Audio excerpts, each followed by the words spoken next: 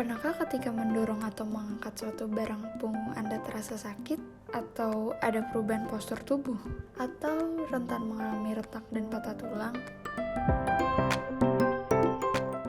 Kondisi ini dinamakan osteoporosis. Apa sih osteoporosis? Osteoporosis merupakan kelainan yang didapatkan dengan ditandainya massa tulang yang berkurang.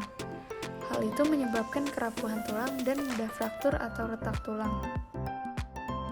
Osteoporosis terjadi ketika tulang yang sehat mengalami pemecahan sel tulang lebih besar dibandingkan pembentukan sel tulang, sehingga berujung pengeroposan tulang dan hilang massa tulang. Gejala osteoporosis terjadi secara bertahap. Umumnya akan terasa nyeri, terjadinya pembengkakan, dan merah pada tulang yang patah. Tidak dapat bergerak bebas, perubahan postur tubuh, serta berkurangnya tinggi badan. Osteoporosis memberikan dampak pada tulang yang menyebabkan penurunan kualitas hidup, skoliosis atau postur tulang belakang yang miring, kifosis atau postur tubuh membungkuk, penurunan fungsi paru-paru, mudah patah tulang, bahkan kematian.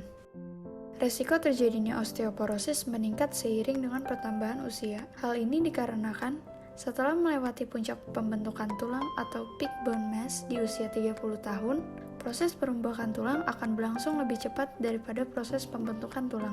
Sehingga, setelah melewati puncak pembentukan massa tulang, tulang akan mengalami penurunan kepadatan mineral tulang.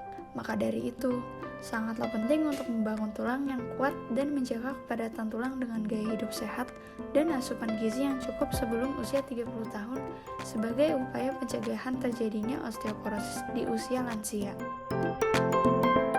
Apa saja penyebab dan faktor risiko osteoporosis?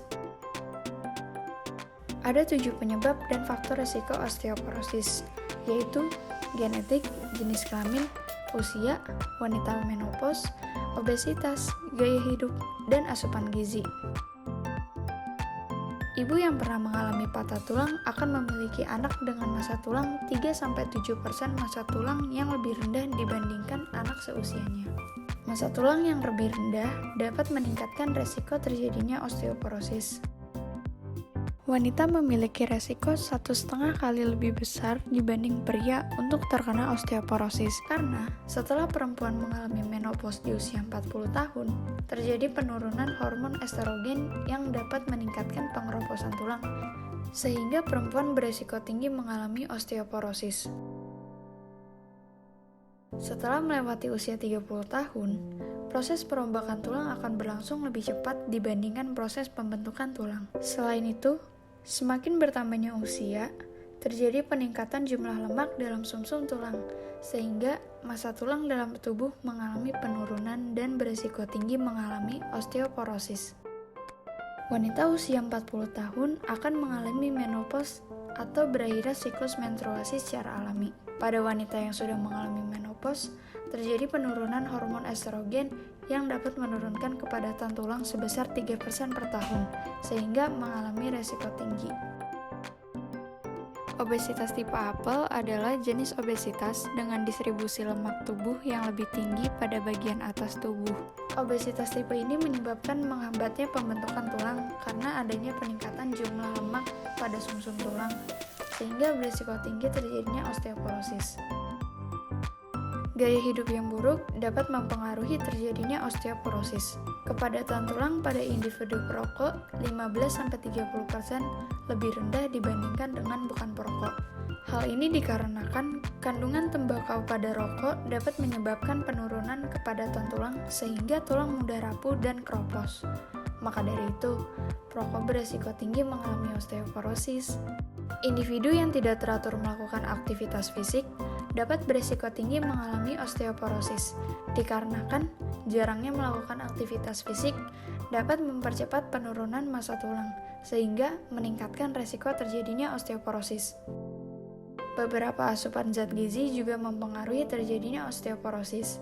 Ketika asupan sumber kalsium kurang, maka kalsium di dalam darah akan berkurang dan menyebabkan peningkatan pengambilan kalsium pada tulang untuk pembentukan tulang, sehingga kepadatan tulang menjadi berkurang. Kurangnya asupan sumber vitamin C akan menurunkan penyerapan kalsium dalam tubuh yang menyebabkan penurunan pembentukan tulang dan meningkatkan pengeroposan tulang sehingga meningkatkan resiko terjadinya osteoporosis. Kurangnya asupan sumber vitamin D akan menurunkan penyerapan kalsium dan fosfor dalam tubuh yang digunakan untuk proses pengerasan tulang. Hal ini dapat menyebabkan penurunan kepadatan tulang dan meningkatkan risiko osteoporosis. Asupan sumber fosfor yang berlebihan dapat meningkatkan pengambilan kalsium pada tulang, sehingga dapat menyebabkan kepadatan tulang menjadi berkurang dan meningkatkan risiko osteoporosis. Protein yang dikonsumsi berlebihan akan meningkatkan pengeluaran kalsium melalui urin, sehingga dapat menurunkan massa tulang dan meningkatkan risiko osteoporosis. Maka dari itu, asupan protein yang tinggi harus diimbangi dengan asupan kalsium dalam jumlah yang cukup. Dalam minuman bersoda, terdapat kandungan gula yang tinggi. Mengkonsumsi gula yang berlebihan akan menurunkan jumlah vitamin D dalam tubuh. Vitamin D berfungsi sebagai transport kalsium untuk pembentukan tulang. Maka, pada individu yang mengkonsumsi minuman bersoda dalam jumlah banyak, dapat berisiko tinggi mengalami osteoporosis. Eits, tunggu dulu. Osteoporosis itu bisa dicegah loh. Bagaimana sih caranya? Ada dua cara, yaitu dengan beraktivitas fisik dan mengonsumsi beragam zat gizi. Aktivitas fisik yang dapat mencegah osteoporosis ada 4. Yang pertama yaitu aerobik, seperti jalan, lari, naik turun tangga, dan senam. Yang kedua yaitu latihan dengan benturan keras, seperti tenis, voli, lompat tali, dan bersepeda. Yang ketiga yaitu latihan dengan beban. Dapat dibantu dengan dumbbell atau apa saja yang dapat dipegang dengan berat 300-1000 gram untuk satu tangan. Dan yang terakhir yaitu latihan keseimbangan serta kelenturan seperti yoga, pilates, dan tai chi. Untuk asupan gizi ada beberapa anjuran untuk mencegah osteoporosis. 99% kalsium berada di dalam tulang. Kalsium sangat berguna bagi kesehatan tulang dan dapat mengurangi kerapuhan tulang karena penuaan. Sumber kalsium dapat ditemukan di produk susu, seperti yogurt dan keju, sayuran hijau, serta ikan tulang lunak seperti sarden. Protein dari makanan dapat meningkatkan massa tulang dan mengurangi resiko kerapuhan tulang. Sumber protein ada pada susu, ayam, dan daging merah. Asupan vitamin K dapat dipenuhi dengan mengonsumsi telur, butter, atau mentega, serealia, dan sayuran hijau.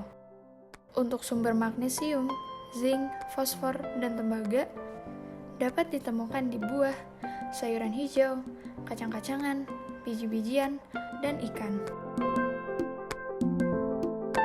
Vitamin D penting dalam perkembangan dan menjaga tulang, serta penyerapan kalsium dari makanan.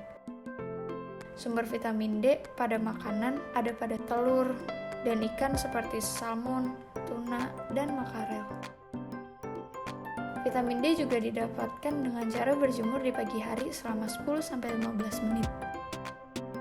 Vitamin B12 dapat mencegah adanya kerapuhan tulang.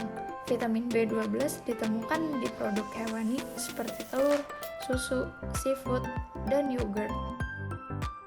Selain itu, ada juga yang harus dibatasi, seperti kafein, alkohol, dan konsumsi obat-obatan jenis steroid seperti obat untuk asma. Kalau sudah menderita osteoporosis, bagaimana? Jangan khawatir, ada loh latihan fisik untuk penderita osteoporosis, seperti jalan kaki dan naik turun tangga. Hal itu dapat dilakukan selama 50 menit per hari dan 5 kali dalam seminggu. Manfaatnya adalah untuk meningkatkan daya tahan dan kelincahan, serta mengurangi resiko jatuh. Lalu dengan cara angkat beban dengan beban yang kecil. Latihan ini ditekankan pada bagian tubuh pinggul, paha, pinggang, lengan, dan bahu. Lalu ada latihan kelenturan seperti yoga, pilates, dan tai chi. Dan yang terakhir itu dengan cara melengkungkan punggung ke belakang.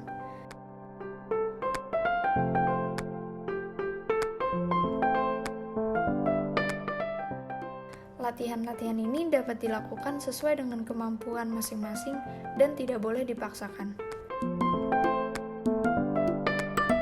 Selain zat gizi dan pemilihan makanan, pola makanan juga berpengaruh terhadap osteoporosis. Terdapat dua pola diet, yaitu diet Mediterania dan diet Western atau Barat. Diet Mediterania merupakan pola diet tradisional masyarakat Yunani atau Italia Selatan yang menekankan pada makanan berbahan dasar tumbuhan dan minyak zaitun sebagai sumber lemak. Sementara, di sisi lain, diet Barat merupakan salah satu contoh pola konsumsi yang digolongkan menjadi pola konsumsi yang tidak sehat, yang dikarakteristikan dengan tingginya konsumsi daging merah, makanan dengan proses yang lama, makanan tinggi lemak, manis, dan asin. Jika dibandingkan, diet Mediterania lebih baik dibandingkan diet Barat. Hal ini dikarenakan diet Mediterania memiliki efek protektif dari osteoporosis, meningkatkan massa tulang dan mencegah pengeroposan, serta mengurangi resiko patah tulang. Sementara, diet Barat atau Western style dapat meningkatkan resiko patah tulang karena sering mengonsumsi makanan dan minuman manis, mengganggu pembentukan sel tulang karena ada penumpukan lemak, serta menyebabkan obesitas.